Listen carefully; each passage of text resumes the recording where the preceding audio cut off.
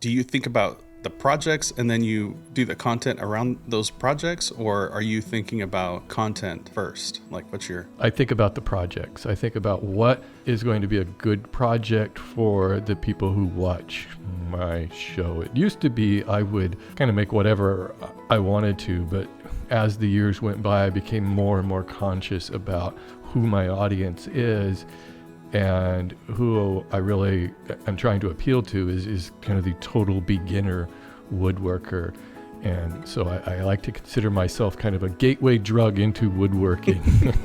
and I really like that role. I really enjoy teaching people who don't know anything about woodworking. People who have never touched a hammer in their life, and they're just don't know where to begin. Once you've mastered how to build a relatively square box, you'll be able to make almost anything.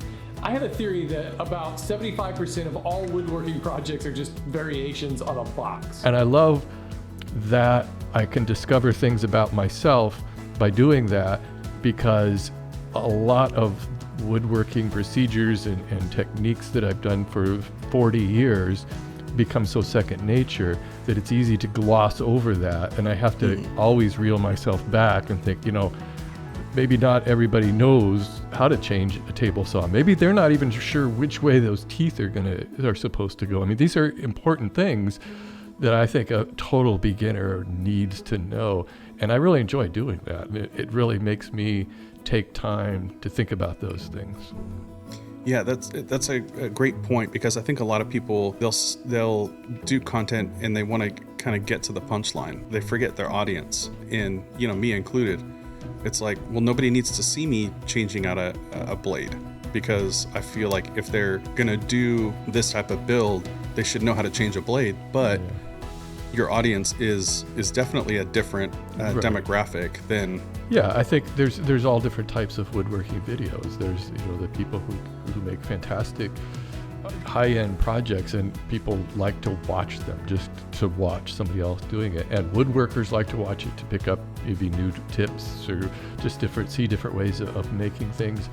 And then there's more educational videos, which I've always kind of considered myself in that educational space, although not all of my videos are like that.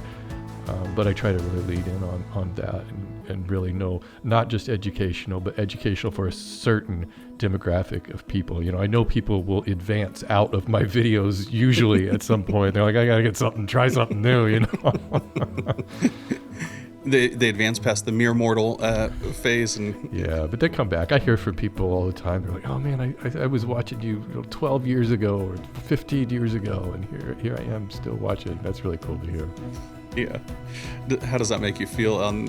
It's fantastic. I mean, I absolutely, it's the best part of my job is when I hear from people that say, and I don't mean this in any kind of egotistical way, but when people tell me that I had an effect of changing their life in some way. And because I never would have thought about that when I first got into YouTube. I had no grandiose plans of changing lives or leaving an impact of any way. But when I hear people say, I never knew how to do any woodworking. I just happened across one of your videos. I got interested in it. Next thing I know, I'm buying tools, and now I've started my own business. I mean, all this stuff. And it's just like, to me, it's so humbling to have that reaction. And it took me a long time to realize that that's sort of my role, and to take that seriously and to understand that there's a responsibility that goes along with that.